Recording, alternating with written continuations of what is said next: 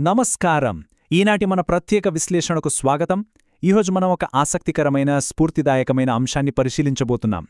తెలంగాణలోని గిరికొత్తపల్లి అనే చిన్న గ్రామం నీటి కోసం, తమ పొలాల కోసం చేసిన 30 ఏళ్ల సుదీర్ఘ పోరాటాన్ని మనం ఇప్పుడు వివరంగా తెలుసుకుందాం. కేవలం ఒక చిన్న నీటి కాలువ ఆగిపోవడం వల్ల ఆ ఊరి భవిష్యత్తు ఎలా ప్రశ్నార్థకమైందో, మళ్లీ ఆ ఊరు తమ జీవనాధారాన్ని ఎలా దక్కించుకుందో చూద్దాం. 30 వినడానికి ఇది కేవలం ఒక అంకెలాగా అనిపించవచ్చు. కాని ఒకసారి ఆ స్థానిక రైతుల కోణంలో ఆలోచిద్దాం.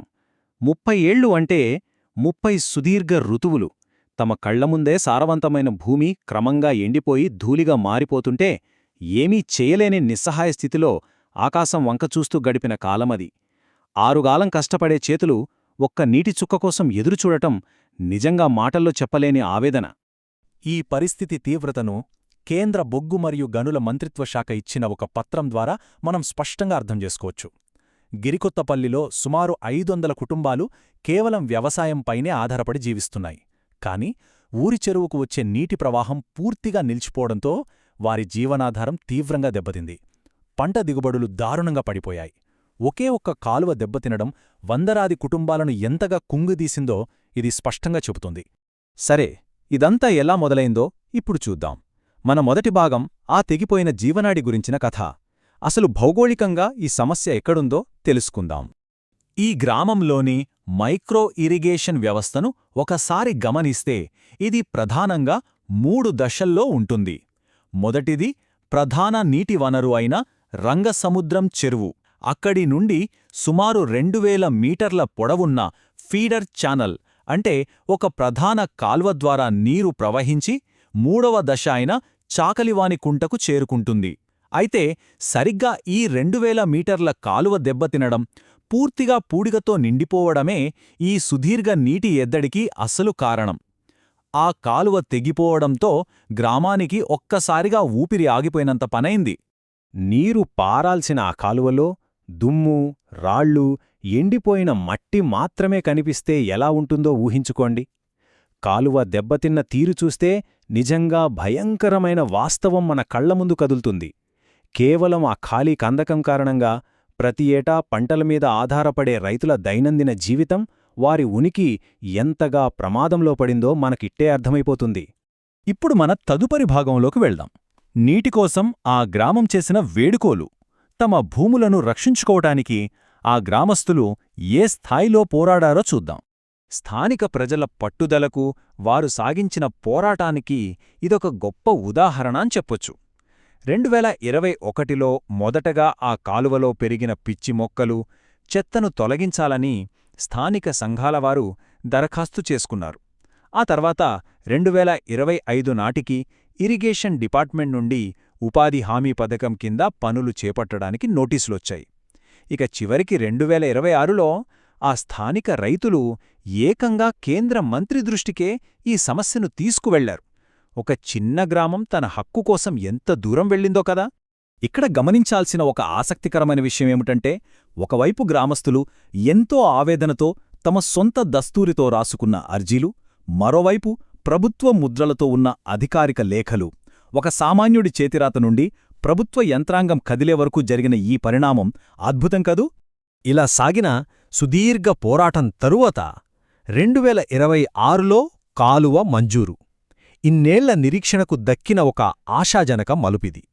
మహాత్మాగాంధీ జాతీయ గ్రామీణ ఉపాధి హామీ పథకం అంటే MGNREGS కింద 2026-27 ఆర్థిక సంవత్సరానికి గాను ఈ ఫీడర్ ఛానల్ పనులకు మైక్రో ఇరిగేషన్ విభాగంలో చివరకు అధికారిక అనుమతి లభించింది. ఏ పథకమైతే గ్రామీణ ప్రజలకు ఉపాధి కల్పిస్తుందో సరిగ్గా అదే పథకం ద్వారా ఇప్పుడు వారి వ్యవసాయానికి జీవం పోసే పని కూడా మొదలైంది. ఈ ప్రాజెక్ట్ బడ్జెట్ వివరాలు చూస్తే చాలా ఆసక్తికరంగా ఉంటాయి.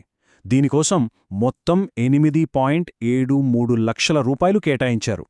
అయితే ఇందులో విశేషమేమిటంటే ఆ నిధులలో అత్యధిక భాగం అంటే 8.55 లక్షల రూపాయలు నేరుగా గ్రామస్తుల శ్రమకే అంటే లేబర్కే కేటాయించారు. మెటీరియల్ కోసం 0.13 లక్షలు, కాంటింజెన్సీకి 0.04 లక్షలు మాత్రమే. అంటే గ్రామస్తులు తమ శ్రమతో తమ ఊరి కాలువను తామే పునర్నిర్మించుకునే అద్భుతమైన అవకాశమిది. కాగితాల మీద ఉన్న ఆ బడ్జెట్ లెక్కలు మరోవైపు ఆ కాలువ కోసం దశాబ్దాలుగా ఎదురుచూస్తున్న పొడివారిన నేల, ఈ రెండింటినీ మనం ఒకసారి పోల్చి చూద్దాం. పత్రాలలో ఉన్న ఆ నిధులు కేవలం అంకెలు కావు. అవి త్వరలో స్థానిక రైతుల చేతుల్లో పారలుగా మారి ఆ బీడు భూమికి మళ్లీ ప్రాణం పోయబోతున్నాయి. ఇక మన ఆఖరి భాగం, మళ్లీ చిగురించిన ఆశ. వ్యవసాయ ఉత్పాదకత వైపు వారు వేస్తున్న అడుగులు ఎలా ఉన్నాయో చూద్దాం. ఇన్నాళ్లూ ప్రభుత్వ ఆఫీసుల చుట్టూ తిరిగిన పాదాలు ఇప్పుడు తమ సొంత ఊరి కాలువ పనుల్లో భాగమయ్యాయి. మండుటెండను సైతం లెక్క చేయకుండా గ్రామస్తులంతా ఏకమై స్వయంగా కందకాలు తవ్వుతున్న తీరు నిజంగా స్ఫూర్తిదాయకం. ఒక రైతు కళ్లతో చూస్తే ఇది కేవలం ఒక శ్రమ మాత్రమే కాదు. తమ పొలాలకు మళ్లీ ప్రాణం పోసుకునే ఒక యజ్ఞంలా వారు ఈ పనిలో పాల్గొన్నారు. 2026 ఏప్రిల్ నెలలో మొదలైన ఈ సామూహిక శ్రమ కేవలం మట్టిని తవ్వడం కాదు. ఆ పారల శబ్దాలు, ఆ 500 కుటుంబాలకు మున్ముందు రాబోయే వ్యవసాయ ఉత్పాదకతకు ముందస్తు సంకేతాలు. తమ కష్టంతోనే వారు తమ భూములకు పారే నీటిని రప్పించుకునే మహత్తర ఘట్టానికి ఇవి సజీవ సాక్ష్యాలు. అసలు ఈ మైక్రో ఇరిగేషన్ పనులు అంటే ఏమిటో మనం ఖచ్చితంగా అర్థం చేసుకోవాలి. ఇవి కేవలం చిన్న మౌలిక సదుపాయాల ప్రాజెక్టులు కావు. స్థానిక వ్యవసాయ వర్గాలకు నేరుగా నీటి ప్రవాహాన్ని అందించి వారి వ్యవసాయ భూములను పునరుద్ధరించే ప్రాణదాతలు.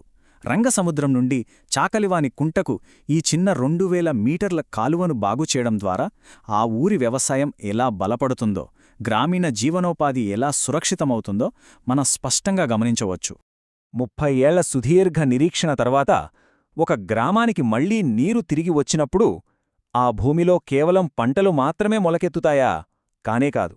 ఆ నీటితో పాటు వారి ఆశలు, భవిష్యత్తు, ఒక సమాజం యొక్క ఆత్మవిశ్వాసం కూడా మళ్లీ చిగురిస్తాయి.